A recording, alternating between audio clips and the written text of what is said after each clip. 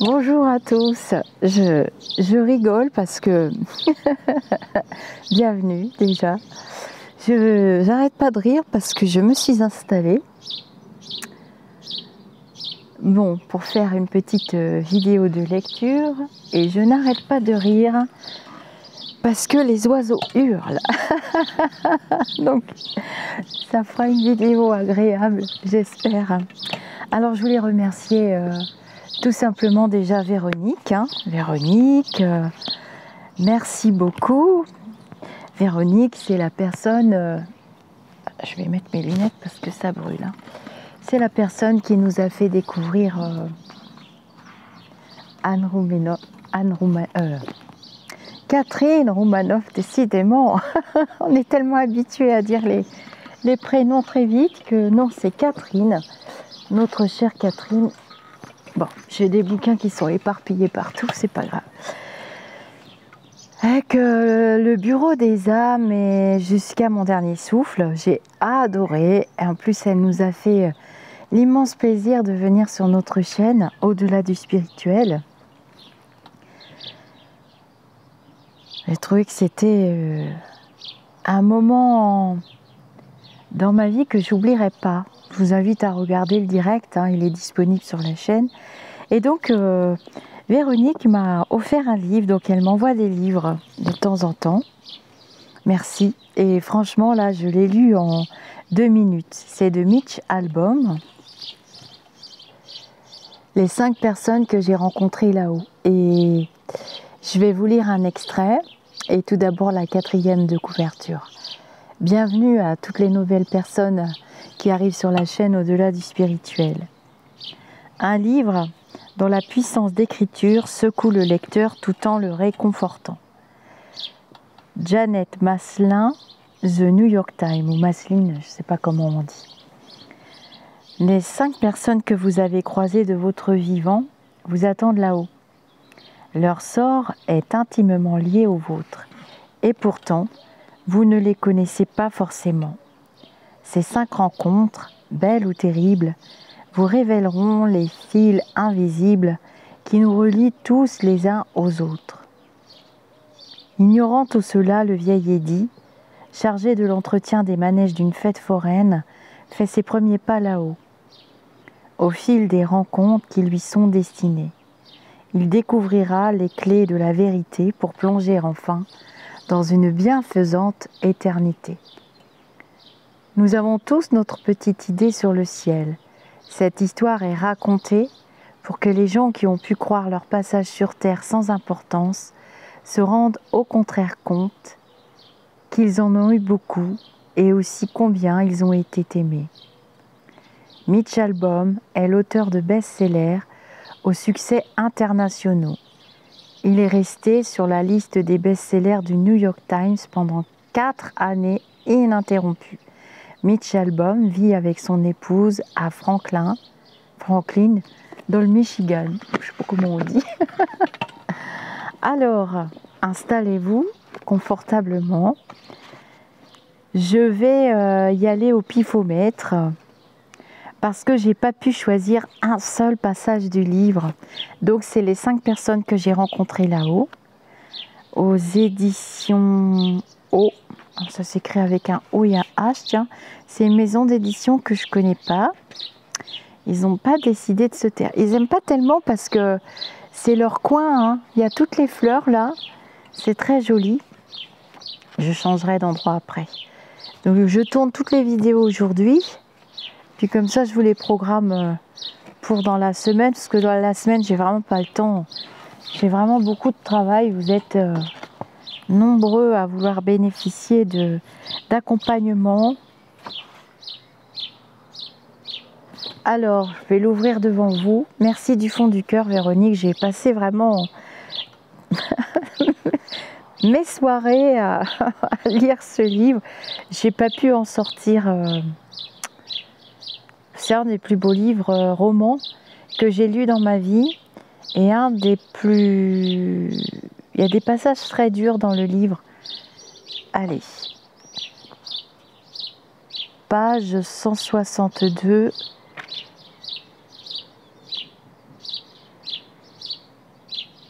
163.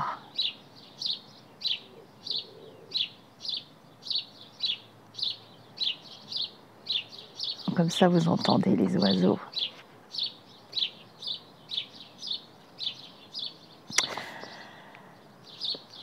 Alors, oui, il y a des passages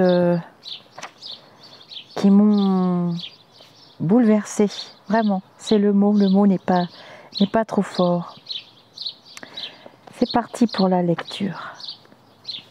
Installez-vous confortablement. Ils se retrouvèrent tout à coup en bas de la montagne. La lumière du petit restaurant n'était plus qu'un grain de poussière. On aurait dit une étoile tombée au fond d'une crevasse. « C'est beau, non ?» lança la vieille dame. Eddie suivit son regard. Ce visage lui disait quelque chose. Peut-être l'avait-il vu en photo quelque part. « Seriez-vous ma troisième personne ? » C'est à peu près ça. Eddie se gratta la tête. Qui était cette femme ? Au moins, avec l'homme bleu et le capitaine, il avait quelques souvenirs de la place qu'il avait occupée dans sa vie. Mais pourquoi une inconnue ? Et pourquoi maintenant ? Eddie avait jadis espéré que la mort lui permettrait de retrouver ceux qui l'avaient précédé. Il avait assisté à tellement d'enterrements pour lesquels il avait ciré ses chaussures noires, ressorti son chapeau, puis fait le pied de grue dans un cimetière, chaque fois hanté par cette question désespérante. Pourquoi sont-ils partis et pas moi ? Sa mère, son frère, ses oncles et tantes, son copain Noël, Marguerite. Un jour, nous serons tous réunis au royaume des cieux, disait le prêtre. Mais où était-il alors, si ceci était bien le ciel ? Eddie détailla cette drôle de vieille dame. Il se sentait plus seul que jamais. « Je peux voir la terre » murmura-t-il. Elle fit non de la tête. « Je peux parler à Dieu ?»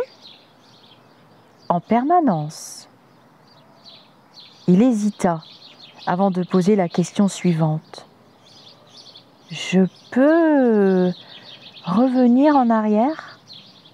Elle le regarda furtivement. « En arrière ?»« Oui, en arrière, à ma vie, à mon dernier jour. Est-ce que je peux faire quelque chose ? Promettre d'être bon, d'aller régulièrement à l'église ou autre. Mais pourquoi donc ? » Elle semblait amusée. « Pourquoi ?» répéta Eddie. De la main nue qui ne sentait aucune humidité, il donna un coup brutal dans la neige qui n'était de toute façon pas froide. « Pourquoi ? Parce que cet endroit ne signifie rien pour moi, parce que je ne me fais vraiment pas l'impression d'être devenu un ange, des fois que ça devrait être l'impression que j'ai, parce que je n'ai pas non plus l'impression que tout soit très clair. Je n'arrive même pas à me rappeler de ma mort. Impossible de me souvenir de l'accident, à part ces 2 menottes, cette fillette que j'ai essayé de sauver, vous voyez, j'ai essayé de la sortir de là. J'ai dû saisir ses mains et puis c'est là que je... Oh, il frissonna. Que je suis mort, compléta la vieille dame en souriant. Que je suis décédée, que j'ai fait le grand saut, que j'ai trépassé. Que je suis mort, répondit-il dans un souffle. Et c'est tout ce que je me rappelle. Ensuite, il y a eu vous, les autres, tout ça quoi. On pourrait pas avoir la paix quand on meurt ? Vous l'aurez quand vous serez en paix avec vous-même, lui répondit la vieille dame. Non, fit Eddie en secouant la tête. Non, c'est pas ça. Il pensa lui raconter l'agitation quotidienne qu'il vivait depuis la guerre, les cauchemars, l'incapacité à s'enthousiasmer pour quoi que ce soit, et ces fois où il allait sur les quais tout seul et regardait le poisson ramené dans les grands filets, perturbé parce qu'il se retrouvait dans des créatures impuissantes qui s'agitaient piégées et incapables de fuir. Il ne lui confiera rien de cela et préférera plutôt dire « Je ne voudrais pas vous vexer, madame, mais je ne vous connais même pas. » « Moi, si. » Eddie soupira. « Ah oui?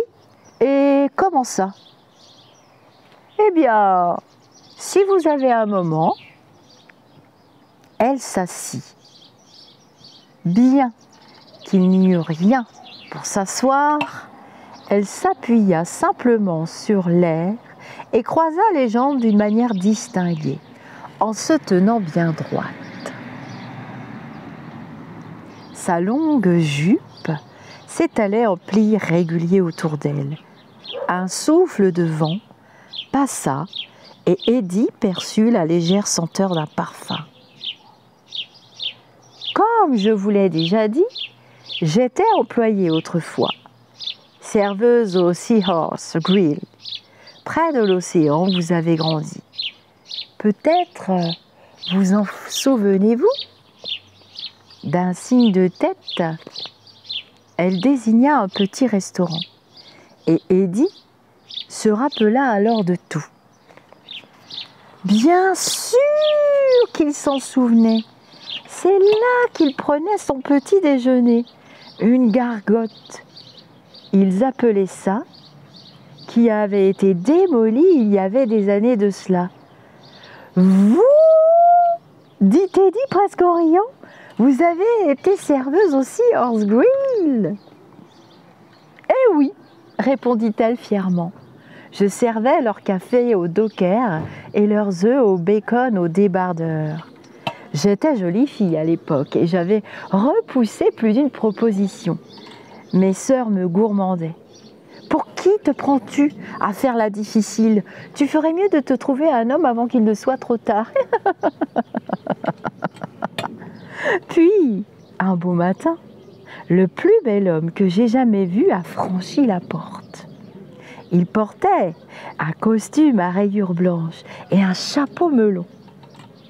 Ses cheveux noirs étaient bien coupés et un sourire permanent s'inscrivait sous sa moustache. Il inclina la tête quand je le servis et je m'efforçais de ne pas le dévisager. Mais quand il parla avec son collègue, j'entendis son rire sonore et sûr de lui. À 2 reprises, je le surpris qui regardait dans ma direction. Et au moment de régler son addition, il me dit qu'il s'appelait Émile et demanda à me revoir. Je sus sur le champ que mes sœurs n'auraient plus à me harceler pour que je me décide. Émile me fit une cour enivrante. Il en avait les moyens. Il m'emmena dans des endroits où je n'étais jamais allée, m'offrit des vêtements dont je n'avais jamais même rêvé, me fit goûter des mets jusque-là impensables dans ma pauvre petite vie. Émile avait fait fortune très vite en investissant dans les madriers et l'acier. C'était un dépensier, un preneur de risques. Quand il avait une idée, il fonçait. Je suppose que c'est ça aussi qui l'avait tiré et attiré vers une pauvre fille comme moi. Il détestait les gens nés dans l'opulence et préférait ce qui ne serait jamais venu à l'esprit des gens raffinés. Comme par exemple, parcourir les villes côtières. Il adorait les attractions foraines qu'on y trouvait, la nourriture salée, relevée, les bohémiennes et les diseuses de bonnes aventures, les bonimenteurs et tout le tralala. Et nous aimions, tous les deux, la mer. Un jour, assis sur le sable, alors que la marée roulait doucement à nos pieds, il me demanda en mariage. Débordante de joie, je lui répondis « oui » et nous entendîmes des voix d'enfants jouant dans l'océan. Émile fonça à nouveau et jura que bientôt il construirait une fête foraine rien que pour moi afin de capturer le bonheur de ce merveilleux instant et que nous puissions rester éternellement jeunes. La vieille dame sourit. Émile tint parole. Quelques années plus tard, il passa un accord avec la compagnie des chemins de fer qui cherchait comment augmenter le nombre de voyageurs le week-end. C'est d'ailleurs ainsi que la plupart des fêtes foraines américaines ont été construites. Eddie hocha la tête. Il était au courant, contrairement à de nombreuses personnes qui les croyaient bâties par des elfes en sucre d'orge. En fait, c'était simplement de bonnes affaires pour les compagnies des chemins de fer qui les avaient installées au terminus de leur ligne afin que les citadins aient une raison de se déplacer le week-end. « Vous savez où je travaille ?» disait souvent Eddie. « Au terminus de la voie de chemin de fer. Voilà où je travaille. » Émile, continua la vieille dame, construisit un endroit merveilleux, avec une jetée imposante pour laquelle il utilisa le bois et l'acier qu'il possédait déjà. Puis vinrent les attractions magiques, courses, manèges, promenades en bateau et petits trains. Il y avait un carrousel importé de France et une grande roue provenant d'une exposition internationale en Allemagne, ainsi que des tourelles, des clochetons et des milliers de lumières incandescentes tellement brillantes que la fête était visible de nuit depuis le pont des navires au large. Émile embaucha des centaines de travailleurs, d'ouvriers municipaux, de forains et d'étrangers. Il amena des animaux, des acrobates, des clowns. La touche finale fut l'entrée, qui était vraiment grandiose. Au dire de tout le monde, en tout cas. Quand ce fut fini, il m'y emmena, les yeux couverts d'un bandeau. Et quand il l'enleva, je découvris ce fabuleux endroit. La vieille dame fit un pas en arrière. Elle regardait Eddie curieusement, comme si elle était déçue. « L'entrée, dit-elle, vous ne vous rappelez pas ? Vous ne vous êtes jamais posé de questions sur le nom de l'endroit où vous avez travaillé, vous et votre père ?» De ses doigts gantés de blanc, elle toucha discrètement sa poitrine, puis elle s'inclina, comme si elle se présentait en grande cérémonie. « Ruby, c'est moi. Aujourd'hui, c'est l'anniversaire d'Eddie. Il a 33 ans. Il se réveille en sursaut, suffocant. Son épaisse chevelure noire est collée par la sueur.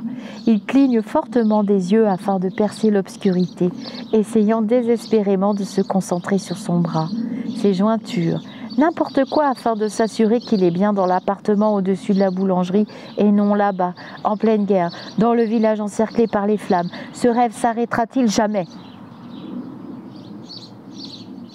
Il va bientôt être 4 heures du matin. Inutile de se rendormir. Eddie attend que sa respiration se calme, puis il roule doucement hors du lit, en essayant de ne pas réveiller sa femme.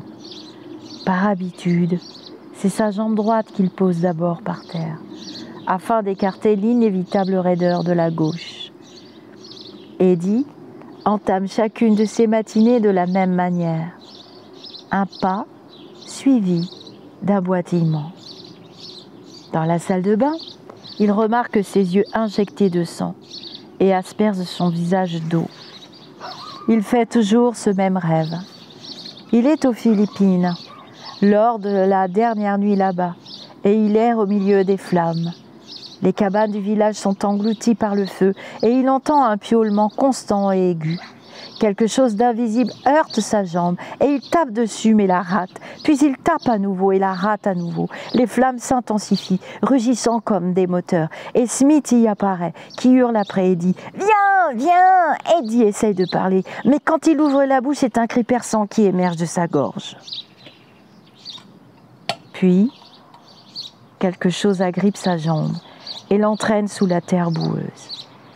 C'est à ce moment précis qu'il se réveille à chaque fois, en sueur, pantelant. C'est toujours pareil. Le pire n'est pas le manque de sommeil, c'est l'atmosphère obscure, dans laquelle le rêve l'enveloppe. Une pellicule grise qui assombrit ensuite sa journée. Même ses meilleurs moments en sont recouverts, tout comme une épaisse de couche de glace peut emprisonner des trous faits par des piquets. Il s'habille calmement et descend les escaliers. Son taxi attend au coin de la rue, à sa place habituelle, et Eddie enlève l'humidité sur le pare-brise. Il ne parle jamais de l'obscurité à Marguerite, qui caresse ses cheveux en lui demandant « Qu'est-ce qui ne va pas ?» Il préfère lui répondre « Rien, je suis juste crevé » et n'épilogue pas. Comment expliquer une pareille tristesse à Marguerite, qui est censée le rendre heureux? La vérité, c'est qu'il ne peut se l'expliquer lui-même. Tout ce qu'il sait, c'est que quelque chose s'est mis en travers de son chemin, lui obstruant la route jusqu'à ce que, avec le temps, il abandonne les études d'ingénierie mécanique, ainsi que les projets de voyage. Après quoi, sa vie s'est déroulée sans lui, qui s'était simplement contenté de s'asseoir dedans. Ce soir-là, quand Eddie rentre du travail, il arrête son taxi au coin et monte lentement les escaliers. Il entend de la musique sortir de son appartement, une chanson familière. « Tu t'es débrouillé pour que je t'aime, je ne voulais pas, je ne voulais pas. » Il ouvre la porte et voit un gâteau sur la table, ainsi qu'un petit sachet blanc attaché par un ruban. « Chérie, c'est toi ?» lui crie Marguerite depuis la chambre. Il ouvre le sachet blanc qui contient des friandises de la foire. « Joyeux anniversaire !» Marguerite apparaît en chantant de sa douce voix. Elle est splendide dans cette robe imprimée qui est la préférée d'Eddie, les cheveux bien coiffés et les lèvres maquillées. Eddie sent le besoin d'inspirer, comme l'humeur sombre qui l'habite. « Laisse-moi, lui dit-il, laisse-moi apprécier ce moment comme il faut. » Marguerite termine la chanson et l'embrasse sur les lèvres. « On se bagarre pour les friandises, lui murmure-t-elle. » Il s'approche pour l'embrasser à nouveau. On frappe à la porte. « Eddie, tu es là, Eddie? Eddie, Eddie, est-ce que tu es là ?» C'est Monsieur Nathanson, le boulanger, qui habite l'appartement du rez-de-chaussée, derrière le magasin. Il a le téléphone. Quand Eddie ouvre la porte, son voisin est debout sur le seuil, en robe de chambre. Il paraît soucieux. « Eddie, dit-il, descends vite. Il y a un coup de fil pour toi. Je crois qu'il est arrivé quelque chose à ton père. »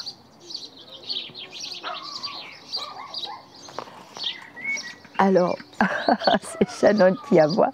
Chaque fois que quelqu'un passe, « Shannon, viens ma puce !»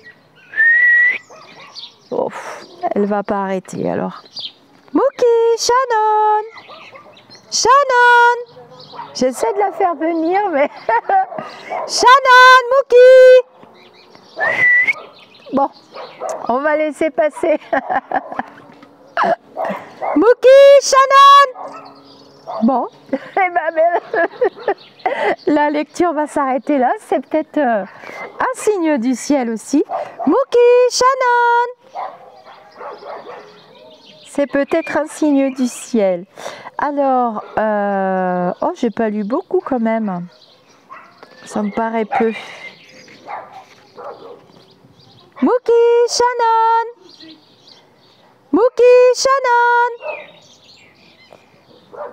Bon, bah écoutez, je vais continuer la lecture.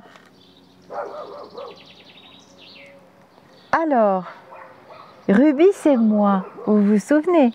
La vieille dame a dit ça à Eddie. Soudain, Eddie comprit tout, surtout pourquoi cette femme lui semblait familière. Il l'avait vue en photo, effectivement, quelque part au fond de son atelier, parmi les vieux manuels et la paperasse des anciens propriétaires de la foire. L'ancienne entrée, dit Eddie. Elle acquiesça, toute heureuse. L'ancienne entrée de Ruby Pierre avait été un événement marquant. Une arche géante, construite sur le modèle d'un monument français avec des colonnes calénées et un dôme cintré au sommet, juste en dessous de ce dôme sous lequel passaient tous les clients. était peint un beau visage de femme. Cette femme-ci, Ruby. Mais tout ça a été détruit il y a bien longtemps, dit Eddie, à cause d'un grand... Il s'arrêta. Incendie, compléta la vieille femme. Oui, un incendie gigantesque. Son menton s'affaissa et il vit ses yeux baissés derrière ses lunettes, comme si elle lisait quelque chose posé sur ses genoux. C'était le jour de la fête nationale. Émile adorait les jours fériés. C'est beau pour les affaires, disait-il. Si ce jour-là marchait bien, le reste de la saison avait de bonnes chances de marcher aussi. Aussi, Émile commanda-t-il des feux d'artifice et fit-il venir une fanfare. Il embaucha même des extras, des hommes à tout faire pour l'essentiel, uniquement pour ce week-end-là. Mais la veille au soir, il faisait très chaud, même après le coucher du soleil, et quelques-uns de ces hommes choisirent de dormir dehors, derrière les ateliers, où ils allumèrent un feu dans un bidon métallique pour faire cuire leur nourriture. Au fur et à mesure que la nuit avançait, ils burent et festoyèrent. Puis ils firent main basse sur les plus petits des feux d'artifice qu'ils entreprirent d'allumer. Le vent soufflait, les étincelles volaient.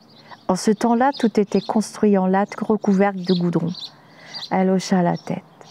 Après quoi, tout est allé très vite. Le feu a gagné l'allée centrale et les baraques à friture, puis les cages des animaux. Les hommes à tout faire ont pris la fuite. Le temps qu'on vienne nous réveiller, et Ruby Pierre était la proie des flammes. De notre fenêtre, nous avons vu d'horribles flamboiements orange. Puis nous avons entendu les sabots des chevaux et les carrioles des pompiers. Les rues grouillaient de monde. Je suppliai Émile de ne pas y aller, mais en vain. Évidemment qu'il irait. Il voulut se rendre jusqu'à l'incendie déchaîné et essayer de sauver le fruit de toutes ces années de labeur. Là, de colère et de peur, il perdit la tête.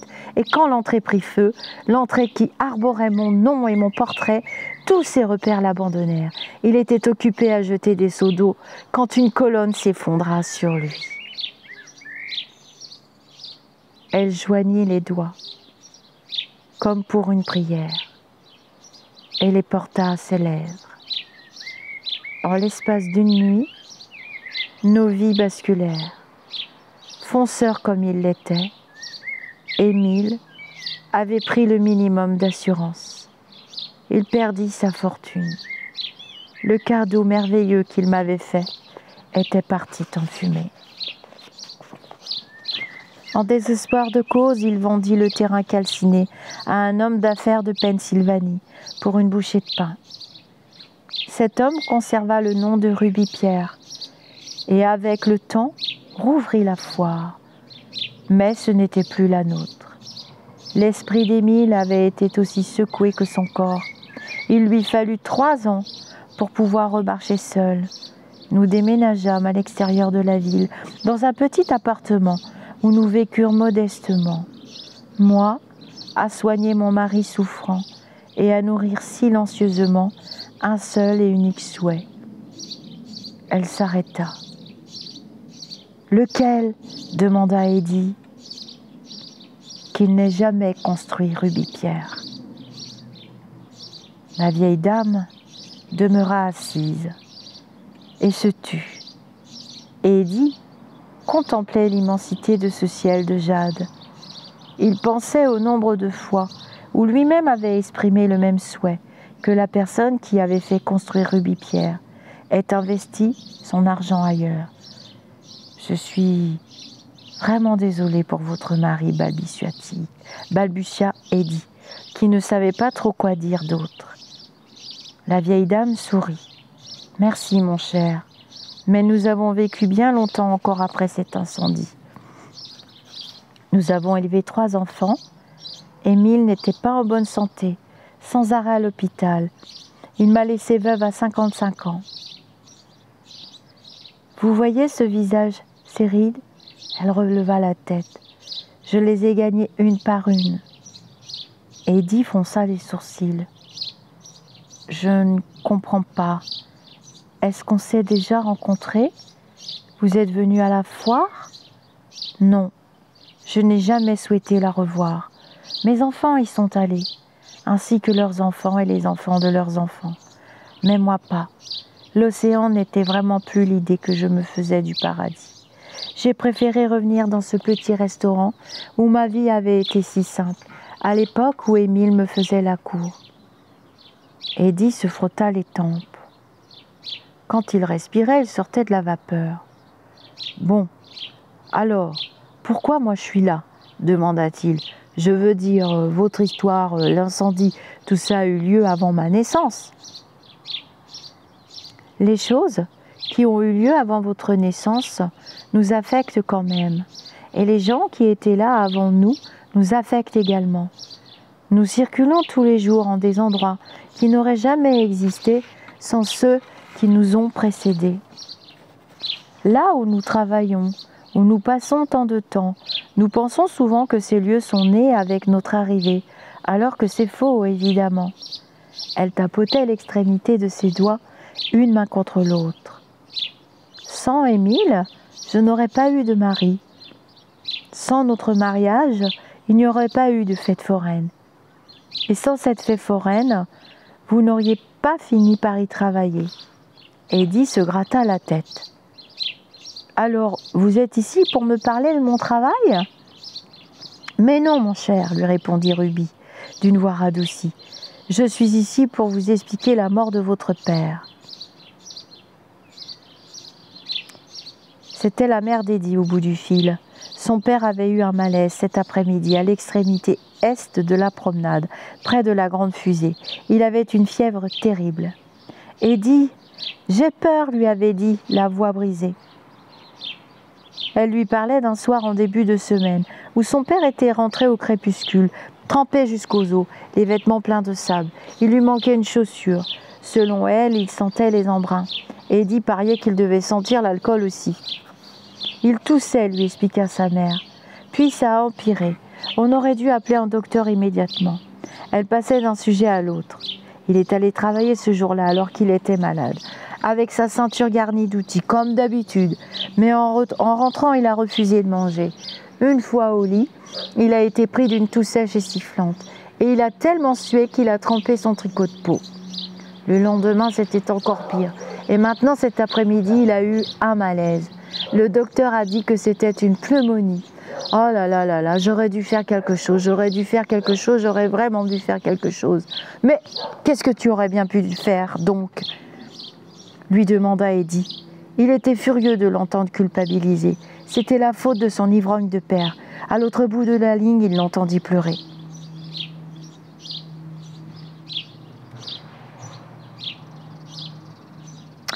Voilà, on va s'arrêter là. Je vais mettre une petite flèche au cas où je reprendrai cette lecture.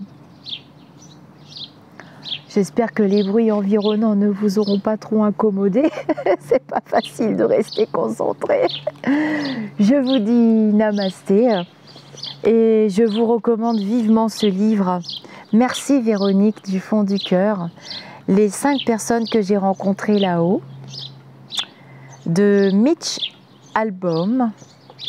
Alors, il y a une dédicace normalement.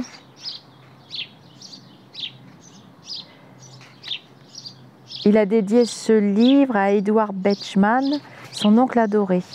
La première personne à lui avoir entrouvert une porte du ciel.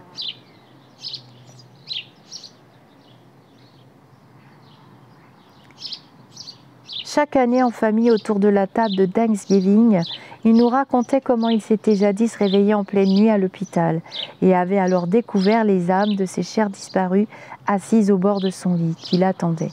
Je n'ai jamais oublié son histoire, et lui non plus, je ne l'ai jamais oublié.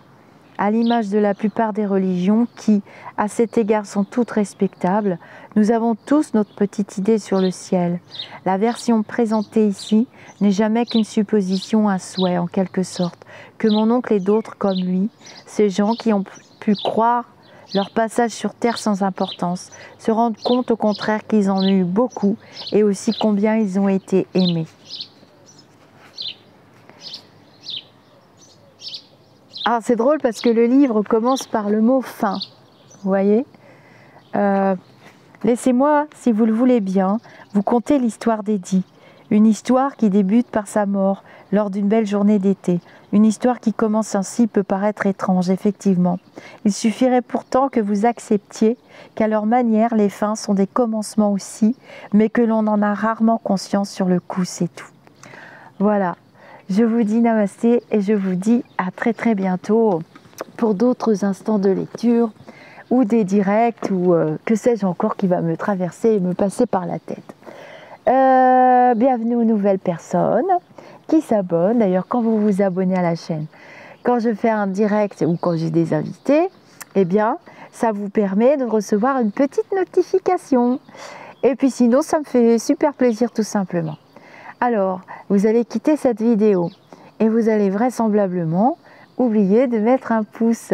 Vous savez, juste cliquez avec votre téléphone ou votre ordinateur sous le petit pouce qui se trouve sous la vidéo.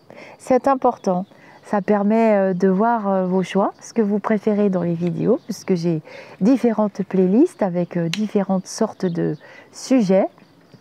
Et ça permet aussi que les petits robots repèrent et fassent voyager les vidéos. Je trouve que la lecture est vraiment très importante. La lecture, ça fait partie de la culture. La lecture élève notre âme. La lecture permet de se reposer. La lecture permet de déconnecter. La lecture permet de s'instruire. La lecture permet de s'enrichir en mots. La lecture permet de nourrir son estomac spirituel et quelque part son estomac physique, parce que pendant ce temps-là qu'on lit, eh ben, on n'est pas en train de foncer sur la tablette de chocolat. Alors, j'ai quand même envie de vous montrer les jolies fleurs cachées par le parasol et pourquoi les oiseaux chantent quand même. Je vais essayer de faire pour le mieux. Alors, attention, parce que j'ai le micro qui est attaché. Hop. Il y a un tout petit peu de vent. Mais franchement, c'est très agréable. Alors, que je vous montre. Les jolies fleurs. Ah, ils aiment, hein, les oiseaux. Ils aiment bien cet endroit. Voilà. Je vais me mettre un peu plus loin. Voilà pourquoi ça chante. Donc ça, c'est juste au bord de ma terrasse. Et puis, vous voyez, ici, je ne sais pas si vous verrez, normalement, ah oui, il y a une petite boîte. Ouais. Il y a une petite boîte. Je mets des petites boîtes. Alors, il y a un petit peu d'eau. Mais je leur mets à manger. C'est joli, hein? Allez, on va immortaliser. On va immortaliser, j'aime bien. Alors, je l'ai taillé à l'automne. Là, vous voyez bien. Je l'ai taillé à l'automne. Et du coup, ce côté-là, n'a pas trop de fleurs. Moi, je l'ai taillé parce que ça verdit quand même. Ah, c'est beau, hein. Voilà, oui. Voyez, c'est joli. Ouais. Là, voilà. Ça verdit un peu la terrasse. Donc, voilà. Je vous dis namasté. Et vous avez le pied du parasol, c'est pas sympa. Et à très bientôt. Bye bye.